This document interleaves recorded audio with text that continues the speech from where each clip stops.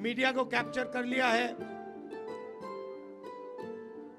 सारे के सारे जो इंस्टीट्यूशंस हैं, चाहे वो जुडिशरी हो, चाहे वो इलेक्शन कमीशन हो, चाहे वो ब्यूरोक्रेसी हो, उन सब पर दबाव डाल रखा है, उनको डरा रखा है।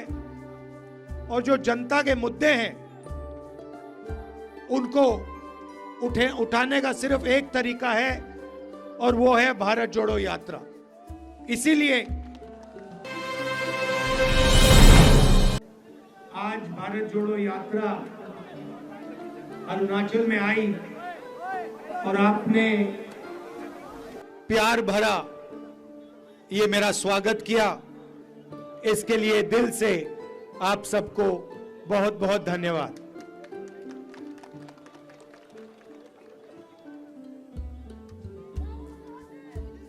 पिछले साल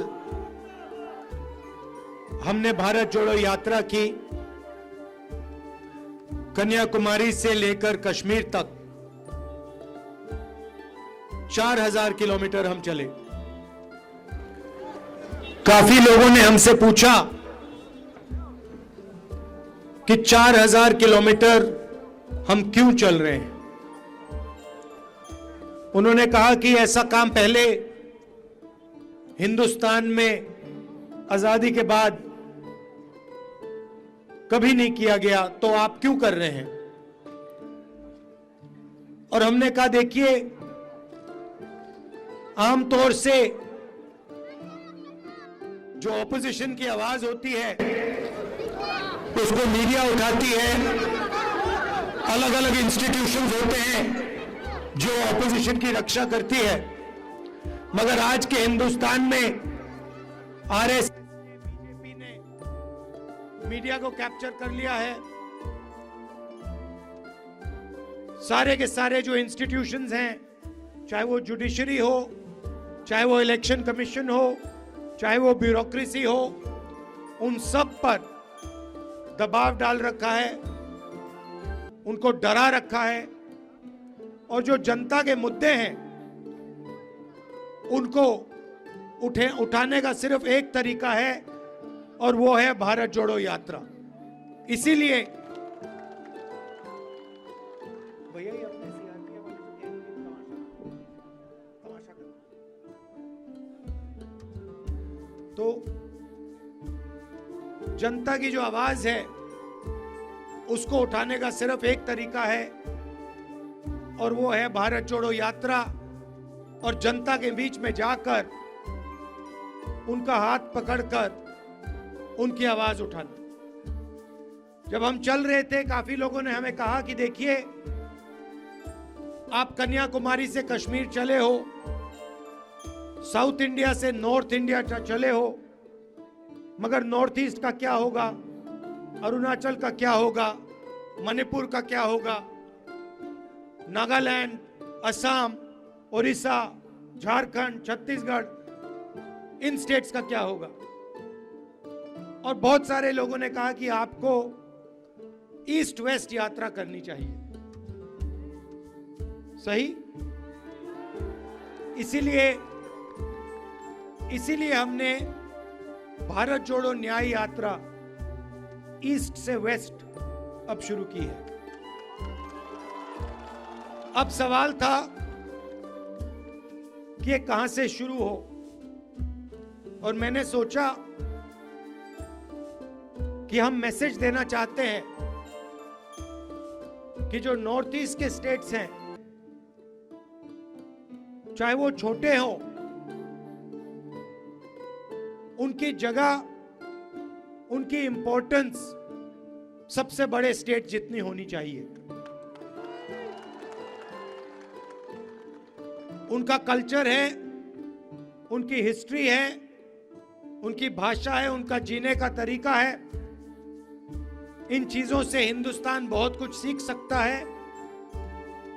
इसीलिए हमने निर्णय लिया कि नॉर्थ ईस्ट से हम शुरू करेंगे।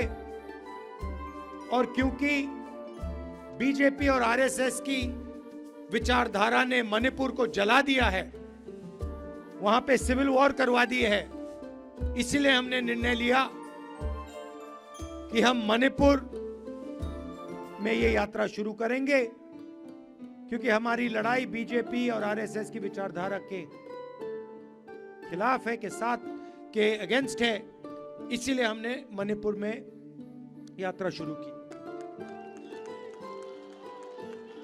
मणिपुर से नागालैंड गए, नागालैंड से असम, अब असम से हम अरुणाचल आए हैं। अरुणाचल की हालत आप जानते हो, भ्रष्टाचार, बेरोजगारी, महंगाई, सही है। जो आपका पैसा है, जो आपसे जीएसटी लेकर दिया जाता है, उसका फायदा आपको नहीं मिलता। सड़कों पे हम चल रहे हैं, खड्डे हैं, सड़क नहीं है। तो ये बातें हम उठाना चाहते हैं। आमतौर से हमारा 8 घंटों की यात्रा होती है एक दिन में, सुबह से शाम तक चलती है। हजारों लोगों से मिलते हैं, आपकी बात सुनते हैं, लोग सेल्फी लेते हैं। सेल्फी का टाइम है। तो 8 घंटों के बाद शाम को हम आपके साथ ऐसे 15 मिनट भाषण करते हैं। हमारा लक्ष्य, जो आपके सामने कठिनाइयां हैं, जो आपके साथ अन्याय किया जा रहा है, जो आपके दिल में है, उसको सुनने का है और उसको उठाने का है और पार्लियामेंट में रखने का है और बाकी देश को उसके बारे में बताने का है। देश में बीजेपी ने, आरएसएस ने नफरत फैला दी है। एक धर्म को दूसरे धर्म से लड़ाते हैं, एक भाषा को दूसरी भाषा से लड़ाते हैं, एक प्रदेश को दूसरे प्रदेश से लड़ाते हैं, और इनका लक्ष्य हिंदुस्तान का धन चोरी करने का है। तो मणिपुर में इन्होंने आग लगा दी और जो मणिपुर का पैसा था उसको ये उठा के ले जाते हैं और चुने हुए 2-3 अपने उद्योगपति मित्रों को दे देते हैं। इसीलिए भारत जोड़ो यात्रा का लक्ष्य सबको एक साथ ले जाने का, जैसे मैंने यात्रा में पहले कहा, नफरत के बाजार में मोहब्बत की दुकान खोलने का हमारा लक्ष्य। आपने इस यात्रा का समर्थन किया, आप हमारे साथ चले, आपने अपनी पूरी एनर्जी हमें दी, इसके लिए मैं दिल से आपको धन्यवाद करना चाहता हूं और आपसे कहना चाहता हूं कि दिल्ली में मैं आपका सिपाही हूं। जो भी काम चाहें आप, जो भी आप रेज करवाना चाहें, जो भी आपकी मुश्किलें हैं, मैं दिल्ली में आपके लिए उठा सकता हूं। आप सबका दिल से बहुत बहुत धन्यवाद। नमस्कार, जय हिंद। न्याय का हक मिलने तक।